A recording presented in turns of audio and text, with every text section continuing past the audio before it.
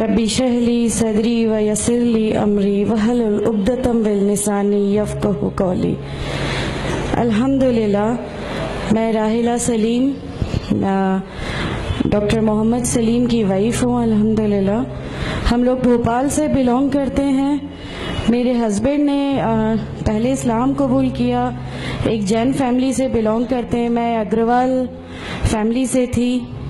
میرا پرانا نام مانسی اگروال تھا، اور میرے ہسبینڈ نے جب اسلام قبول کیا تو میرے لیے میری لائف کا بہت ایک شاکنگ انسیڈنٹ تھا۔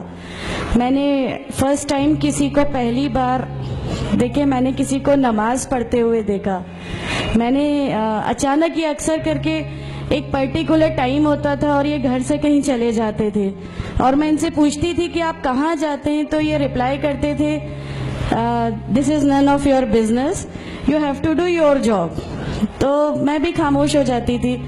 باقی میرے فادر ان لا سے اکثر ان کی ڈیبیٹ اور سب کچھ ہوا کرتا تھا، بٹ مجھے نہیں سمجھ میں آتا تھا کہ یہ ڈیبیٹ کیا ہے، یہ لوگ کس بات پہ اتنا زیادہ، مطلب ان کا ڈیبیٹ اتنا ایگریسو موومنٹس پہ کیسے آ جاتا ہے۔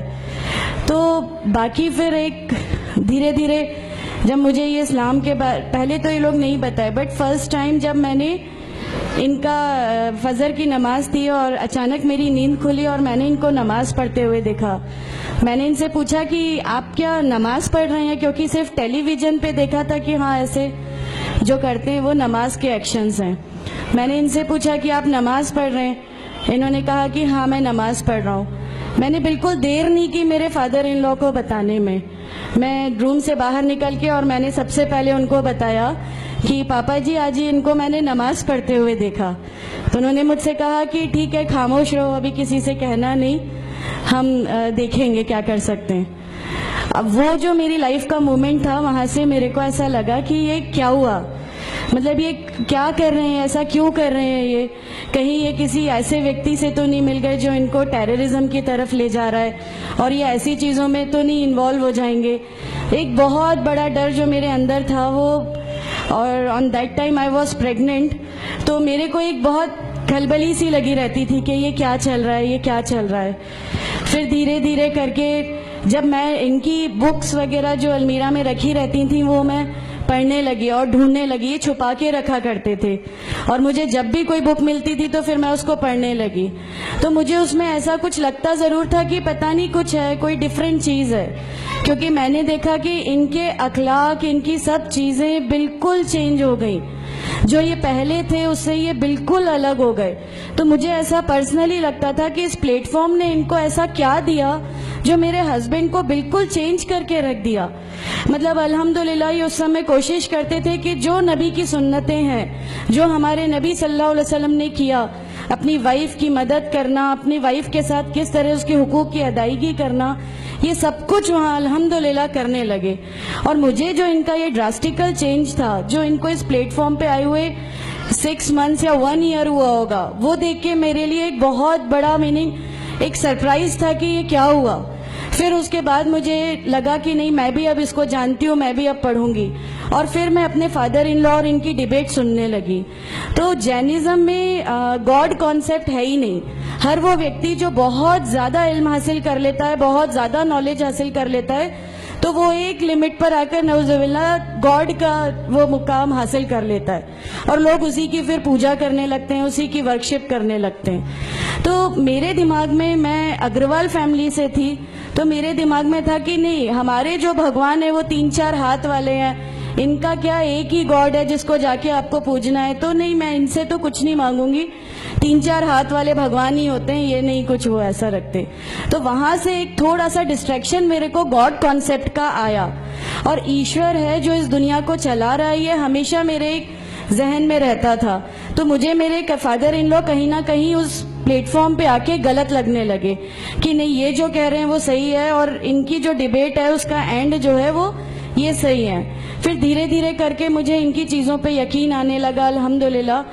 پھر ہمارے ایک فیملی فرینڈ ہیں، ان کے یہاں یہ مجھے لے گئے۔ وہاں پر کسی نے مجھ سے کہا کہ میں بہت بزرگ ہو چکا ہوں، کلیم صدیقی صاحب ہیں، مجھے ان کا نام دھیان نہیں ہے اچھے سے، بٹ انہوں نے مجھ سے کہا بیٹا میں بہت بزرگ ہو چکا ہوں, میں چاہتا ہوں تم کلمہ پڑھ لو, میری زندگی رہے نہ رہے, میں آپ سے ملوں نہ ملوں, تو آپ کلمہ پڑھ لو. تو الحمدللہ میں نے کلمہ پڑھ لیا. کلمہ پڑھنے کے بعد بھی جب ہم گھر لوٹ رہے تھے تو میں نے ان سے کہا کہ میں نے صرف ابھی کلمہ پڑھا, ابھی آپ یہ مت سمجھیے گا کہ میرے کو سب سمجھ میں آ گیا اور میں اس چیز کو مان لوں گی. انہوں نے کہا نہیں, تمہاری مرضی, کسی میں کوئی فورس نہیں ہے. تو الحمدللہ اللہ تعالیٰ کا احسان ہے, اس کلمے کی طاقت تھی. اور یہ ہمیشہ کہتے تھے تمہیں کوئی دعا مانگنی ہے تو تہجد میں مانگا کرو. تہجد کا جو ٹائم ہوتا ہے وہ بہت قیمتی ہوتا ہے اور اس میں اللہ تعالیٰ سب کی دعائیں قبول کرتا ہے. انہوں نے مجھے ایک دعا سکھائی تھی کہ تم ایک دعا مانگو کہ یا میرے رب اگر میرا ہسبینڈ غلط راستے پر ہے تو اس کو صحیح راستے پہ لے آ, اور اگر میں غلط راستے پہ ہوں تو مجھے صحیح راستہ دکھا دے. الحمدللہ میں یہ دعا کنٹینیو مانگتی تھی. ایک بار میری نیند الحمدللہ تہجد میں کھلی اور بس میں نارمل جیسے ایک دھیان کرتے ہیں ویسا میں بیٹھ گئی اور اپنے آپ اچانک دل چاہا کہ بس سجدہ کروں. میری زندگی کا وہ پہلا سجدہ تھا اور اس بہت لمبا سجدہ تھا, اور اس سجدے میں نے میرے رب سے کیا کیا مانگ لیا مجھے بھی نہیں یاد ہے. اور اس سمے مجھے ایسا فیل ہو رہا تھا جیسے اللہ تعالیٰ خود مجھ سے بات کر رہا ہے, اللہ میرے سوالوں کا جواب خود دے رہا ہے. الحمدللہ بس اس کے بعد تو ایسا لگا کہ نہیں, اسلام حق ہے اور اسلام پہ ہی چلنا ہے.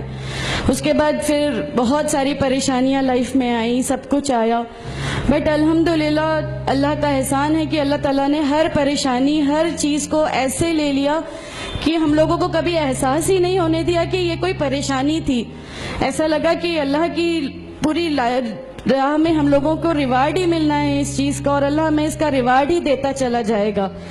الحمدللہ بس اس سمے سے شروعات ہوئی تھی دین اسلام کی. الحمدللہ آگے چل کے پریشانیاں, تکلیفیں ہر ریورٹ کی زندگی میں آتی ہیں, لیکن میں ہر ریورٹ بہن سے یہ کہنا چاہتی ہوں کہ اللہ کی خاطر آپ لوگ اس دین میں آئے ہیں, کسی اور چیز کے لیے نہیں آئے.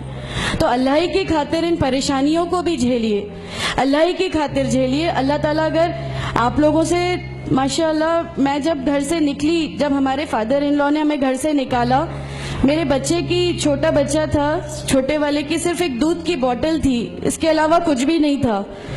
میں جاب کرتی تھی, میں نے اپنے چھوٹے بیٹے کو ماں کے یہاں چھوڑ کے جایا کرتی تھی. میرے ممی پاپا بہت زیادہ ہم لوگوں سے ڈیٹیچ نہیں ہوئے تھے, ایک محبت تھی ان کو ہم سے, تو اس محبت کے کارن ان لوگوں نے کبھی ہمارا اس لیول تک اپوز نہیں کیا جو ان لاز کی طرف سے آیا. تو جب میں میرے مائکے گئی اور میں نے اپنے بچے کو لیا اور میں نے کہا کہ ماں ہم نے وہ گھر چھوڑ دیا, ہمیں اس گھر سے ان لوگ نکالے, ایسا کر کے ماں ہے, بہت روئی, تم لوگ کیوں ایسا کر رہے ہو, کیا کرو گے, کیسے رہو گے, دونوں چھوٹے بچے ہیں, کیا ہوگا. میں نے کہا کہ ماں آپ صرف ایک ماں ہو نا, وہ مجھے 70 ماؤں کے برابر محبت کرتا ہے, تو جو رب مجھے میری 70 ماؤں کے برابر محبت کرتا ہے وہ کیسے اس دنیا میں مجھے رسوا کر سکتا ہے. صرف ایک چھوٹا سا یہ وشواس تھا. الحمدللہ اس وشواس کو رکھتے ہوئے ساری چیزیں, سب پریشانیاں ایسے اللہ تعالیٰ نے لے لی کہ اس کا میرے پاس کوئی کہنے کے لیے بھی شبد نہیں ہے. الحمدللہ. اور میں آپ لوگوں سے سب سے گزارش کرتی ہوں, اور اگر اللہ نے مجھے آپ لوگوں کی ایک ایسی بہن بنا دیا جو آپ کی پریشانیاں, آپ کی ہر اس میں, ہمارا گھر, ہماری سب کچھ الحمدللہ آپ کے لیے ہے, کیونکہ ہم لوگ ٹھان کے بیٹھے ہیں ہمارا جینا مرنا, ہماری نمازیں, ہمارا سب کچھ صرف اللہ کے لیے ہے, اور یہی لے کے ہم کو جانا ہے. کوئی جواب ہمیں نہیں ملے گی. السلام علیکم ورحمۃ اللہ وبرکاتہ.